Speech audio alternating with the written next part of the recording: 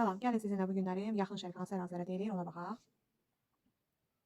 Cənubi Qafqaz, Cənubi Qafqazda indiki Gürcüstan, Ermənistan, Azərbaycan əraziləridir.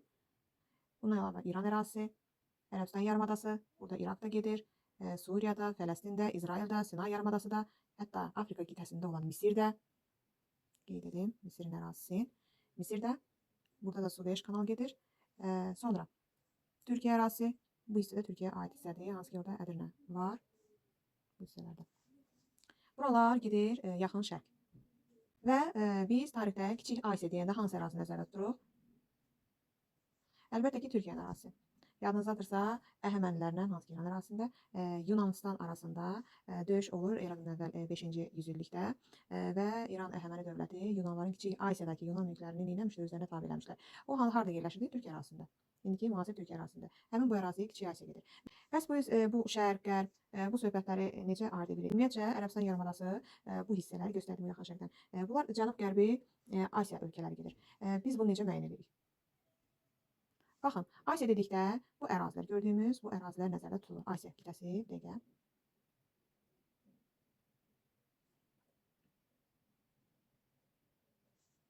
Asiya dedikdə biz bu hissələrdə nəzərdə tuturuq. Düzdürmü? Və buralarda gedir Asiya hissələri. Demək, burada biz bunu necə müəyyənləşdiririk? Baxın, bax bu şəkildə bölürsünüz ərazini. Yuxarı şimal, cənub, aşağı cənubdur. Sağ tərəf şərqdir, qərb tərəfdə, yəni sol tərəfdə qərbdir. Burada da biz görürük ki, həmin bu ərazilər hara düşür? Cənub, qərb ərazilərinə. Həmin bu, çəkdiyim bu ərazilər hara düşdü? Cənub, qərb ərazilərinə. Demək ki, bu hissələr cənub-qərbi Asiya ölkələridir. Və biz, misal üçün, hər hansı bir dövlətin ərazisini hansı cənub-qərbidir, qərbidir ya da şimal-şərqi, cənub-şərqi ərazilərdir, qərbidir, şərqidir. Bunu necə müəyyənləşdiririk? Eyni qayda ilə. Baxın, ta ki, Azərbaycan ərazisində mən onu necə ayırd edəcəm? Qərbin, şərqin. Baxın, bu şəkildə bölürük ərazini tən ortadan. Sağ tərəfi olacaq şərq, gün çıxan tərəf. Demək, sol tərəf olacaq qərb, yuxarı tərəf olacaq şimal, aşağı tərəfdə olacaq cənub. Tutaq ki, cənub, qərb ərazilərini bilmək istəyirəmsə, bax, bu ərazilər düşür.